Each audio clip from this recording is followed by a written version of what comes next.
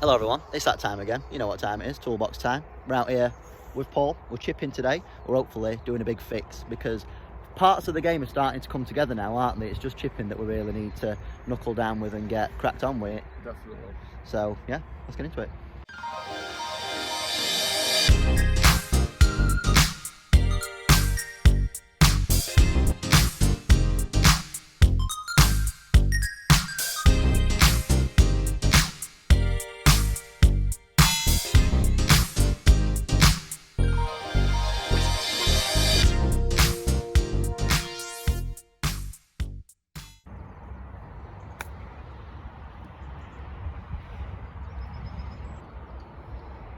Oh, wow. Got you. Definite fixes.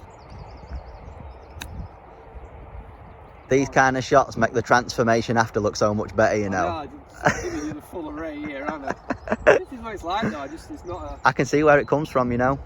Good.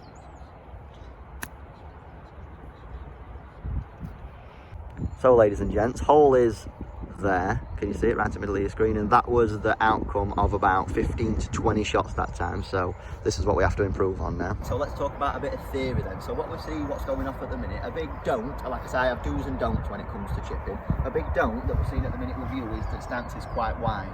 Right. I normally advocate that width of a chipping stance only to be a club head width wide. Reason being, if we think about moving ball position around, with chipping we always want the ball to be at the bottom of his arc. Yeah. That's one of the big do's. When you go wider in your stance, if you have a tendency to move ball position here, bottom of the arc changes to there, so we get a lot of fat shots. If we move ball position to here, like unknowingly, which is how it happens most of the time, bottom of the arc to here, so that's when you get your fats and thins and stuff. So first thing we need to do is really shorten, narrow up this stance, yeah? Second, we need to think about how this wedge is working, right? There's no excuse for you not to hit the ground every time with a chip shot, but you need to know which part of the club needs to be hitting the ground, okay? So you heard about bounce before? Yeah. Bounce is, can you see how this club is not sitting flat on my hand? Yeah. The leading edge is raised, right? And it's the bottom of this club. That's the part that we need to be skimming that ground with, right? As soon as we're to lean that shaft and we see the leading edge react with the ground, these are the two different shots we get. So firstly, I'm going to go bounce, and it's definitely more of a skimming feeling.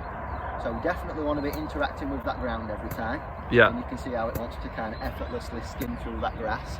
As soon as we go leading edge and we dig, can you see how that club kicks back once it hits the ground? Yeah. They were crazy different strikes. Yeah. Did you get that strike? Yeah, do it again. So we've got the skimming element of using the bounce. Can't stop, yeah. That club cannot stop. As soon as we leading edge, Bounces off. Yeah. Literally bounces. The opposite bounce. I don't think bounce should be called bounce, it should be called help. Yeah. Because what happens when you use the bounce correctly is that you can hit it an inch behind ball and it's still okay. Yeah. A lot of tour pros fat it on purpose, you know. Yeah, do they?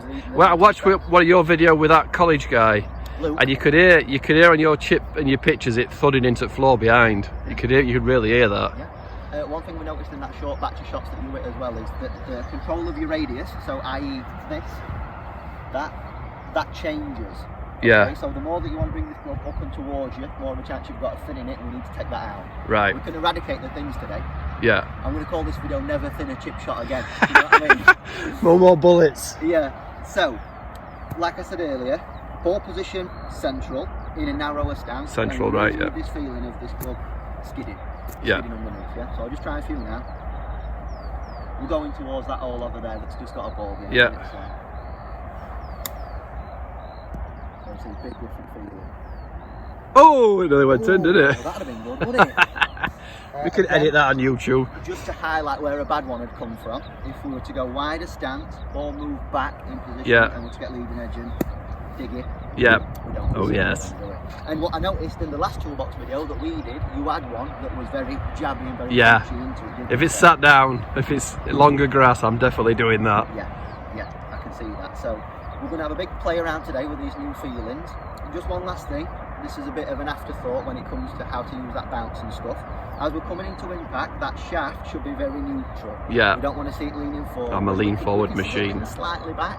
So Yeah. Exposed bounce and fraction, but keep it super simple. Just try and line that grip up over the golf ball, yeah? And again, if we're getting everything right,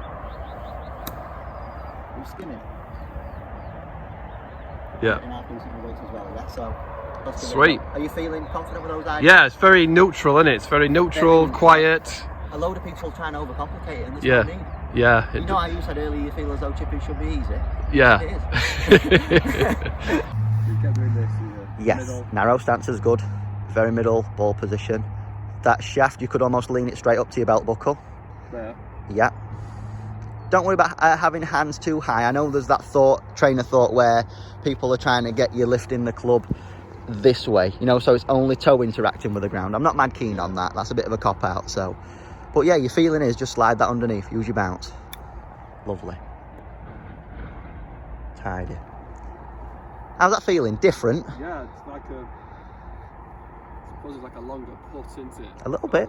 A little bit. You can still have that freedom in your hands though. Don't feel as though you lock it up. Right, yeah, so it'd be loose.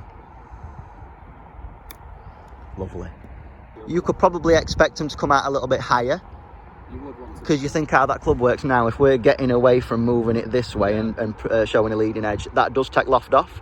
So the more that we go handle back, you're probably going to want to add a bit of loft. So you might get a couple of higher flow to a shot. Don't be opening it. No, you don't need to. Yeah. But I'm just saying, compared to your chip shots you hit before, expect them to come out a bit higher. Yeah. Lovely. Lovely. Right, so that is the perfect example of you using the bounce and having a better bad one now. Oh, right. Yeah? Yeah. So you see that. So you definitely made contact with that ground about an inch, half an inch behind ball, but the end product was you're only leaving your centre 10-foot putt now, Yeah. whereas before we had the disaster shot, didn't we?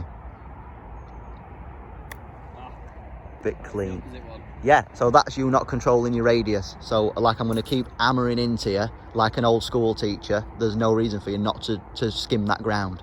Yeah. Club's got to be working underneath it. That one, them two is always under up there as well. Mhm. Good. That's better.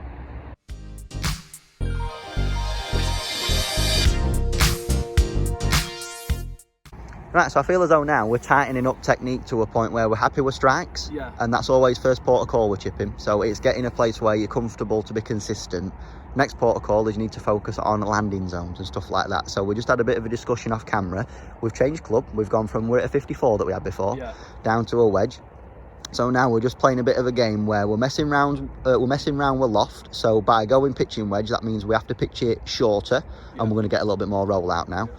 So that's the same all the way through the bag. Like I just said to Paul, because we've got no danger on this shot here, you could use 5-6 different clubs, but it's just being aware that the lesser in loft that you go, the shorter you have to pitch it, the more it's going to roll. Yeah. No right or wrong in this situation. So we've got pitching wedge, yeah? Yeah. This is, I'd say, right in middle of all them clubs that we could use. Yes, exactly. So I think what's going to happen, you're probably going to hit one chip shot. Depending on how far or short it goes, you're going to adjust your landing zone after that. So let's see how... Halfway. Yeah, Yeah. let's see how good you are at guessing with this first one, because that's kind of what it is. Good. Bit too far. Yeah. Not a million miles away though. So it's only going to be half a foot shorter than that. Lovely. Strike's very good now, mate. And we're seeing you starting to control your distances a bit better. Definitely good. Safe place. Good bad one. So again, alluding to that, using the bounce. Because that club's skidded and not digged, you've got 3 foot there. Good. Just a dodgy bounce that time, weren't it? Really kicked off to the right. Lovely. Great shot. So what we're doing now is we're revisiting the shot that we first had with new technique. So again, think about your landing zones. Hopefully strike is getting to the point where it's becoming unconscious now. That were a good practice swing. Just that bit more of a thud, yeah, and still using that bounce. So look at that. What a golfer. So what we'll do is I'll let Paul clip these away, and then just as a nice little thing for the end of the video, we'll compare groupings before and after. Good bad one. Yeah. Bit slidey, bit bouncy, weren't it? Quite commit to. Better though. Good. Landing zone wise, you could probably go a fraction further. Yeah. Right, let's have an inspection then. So, I will admit to you, ladies and gents, we did have one missed strike. That one there, which were a fraction thin. I changed. I changed when I were aiming but didn't change landing zone. Yes, That's yeah. what happened. So we had a bit of a brain fart with that one, but look at the difference here. So, okay, we've got this one, which is probably just a little bit too far outside that makeable range, and maybe this one, but all these, so much more acceptable. That's brill. That's proper good. Right, we've just had a game that's finished 2-2. Very amicable draw at the end of that session. How are you feeling, mate, after that? Yeah, good, yeah. Easy twin. Well, I'm not going to say it's easy, it's like on a golf course, but there's nothing major to think about. No. Close, make sure you, no excuse for not hitting the floor. Yeah, make sure we're skimming. Yeah, good to just see you do it and then tell me how to do it, and it just makes sense. It's a lot more fun. That's a game killer, not be able to chip. So. And this is my favourite part, so it's if you get anywhere near the confidence levels that I used to have when I were good, then we're absolutely flying. Do the usual, like, share, subscribe. See you in the next one. Laters. Bye.